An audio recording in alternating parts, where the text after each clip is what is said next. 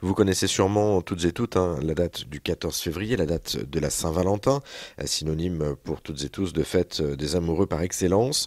Mais vous connaissez peut-être moins la date du 22 avril. Ce jour-là, eh bien, on célèbre également l'amour. Un amour sous toutes ses formes, que l'on soit en couple ou non d'ailleurs. On parle d'amour au sens large, l'amour des autres, de ses amis, de sa famille, d'amour propre ou encore d'amour de soi.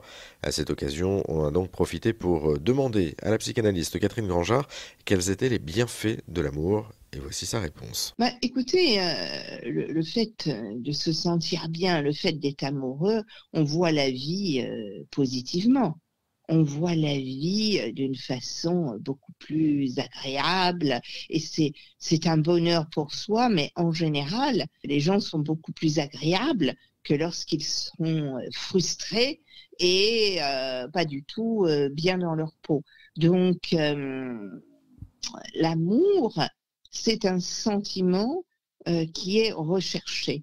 Après, que ça doit gouverner le monde, je ne sais pas. Je ne sais pas si on pense toujours avec amour aux uns et aux autres. Vous voyez, moi, j'ai tellement envie de profiter d'une journée de l'amour pour dire que l'amour est bien plus large que se regarder l'un l'autre, qu'il n'y a pas que ça dans l'amour. Il y a vraiment quelque chose de plus profond.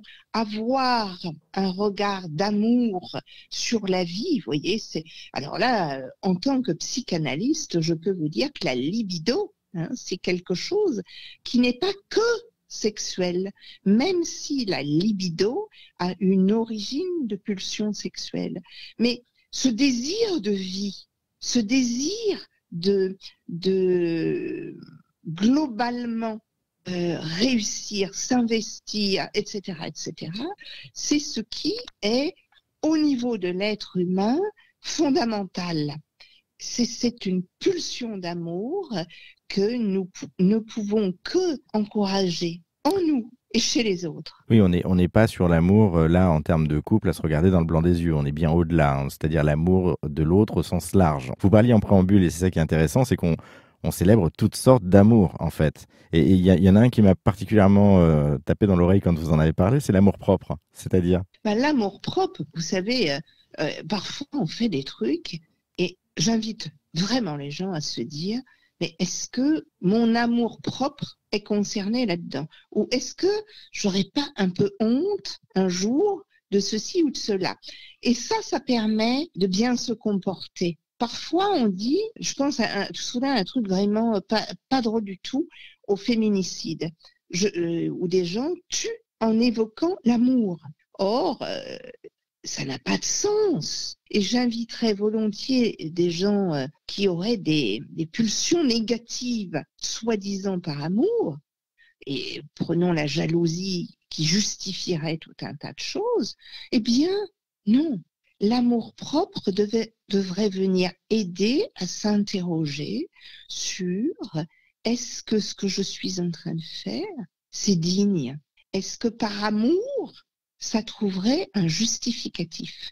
Donc moi, vous voyez, l'amour propre, c'est pas que négatif. Souvent, on entend son amour propre, on a pris un coup.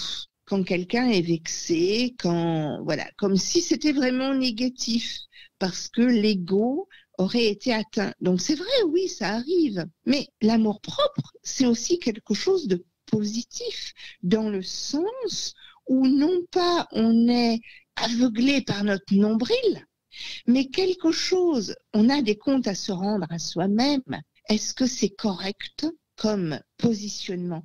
Et je pense que beaucoup de violences, beaucoup de comportements pas très acceptables pourraient être modérés par soi-même au regard des comptes que j'ai à me rendre. Et en cette journée de l'amour, alors évidemment, pour tous ceux qui ont la joie d'être amoureux, il y a le couple, il y a quelque chose qui est entre deux, mais pour tout le monde, il y a un rapport à soi-même et un rapport à autrui, à l'existence, au groupe social, etc., etc. Voilà, vous voyez, donc je pense que par amour pour l'humanité, tellement de choses pourraient ne pas être actées. Et c'est presque un cri d'amour que je lance à l'humanité aujourd'hui. C'est un joli message, en tout cas, un joli message plein d'amour que vous lancez. Et on rappelle encore une fois que l'amour, du coup, ça a différentes formes. C'est pas uniquement encore un couple, comme vous le disiez, comme vous l'avez bien exprimé. En face à face, hein, on est beaucoup plus large que ça. Il y a une autre chose aussi qu'on n'a pas évoquée, c'est l'auto-amour. Vous en parliez tout à l'heure. Ça consiste en quoi, cet auto-amour? C'est s'aimer soi-même? C'est ça. Il n'y a aucune raison. Non, mais il n'y a aucune raison de se détester. Non, mais là, on revient aussi sur la question de l'ego, du coup. Non, pas du tout. Ça n'a Là, rien à c'est voir. le narcissisme. Là, c'est D'accord. le narcissisme. Et le bon narcissisme, celui qui est, mais parce que tu le vaux bien, tu n'as pas à te faire maltraiter.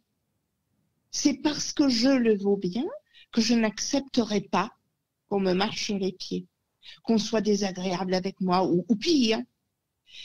Cet amour qu'on essaie de donner à l'enfant, vous voyez, l'amour filial, l'amour qu'on a pour les enfants en règle générale, ça permet de se construire. Ça permet d'avoir un narcissisme qui fait qu'on va se respecter soi-même et qu'on exigera des autres qui nous respectent. Non pas par l'égocentrisme.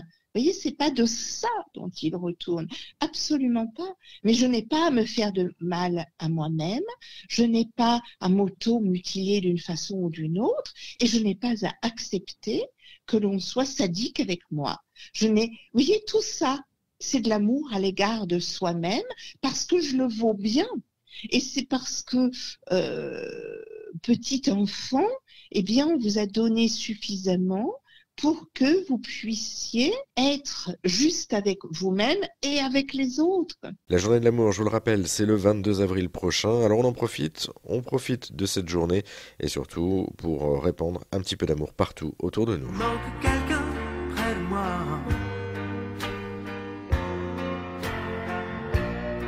Je me retourne, tout le monde est là.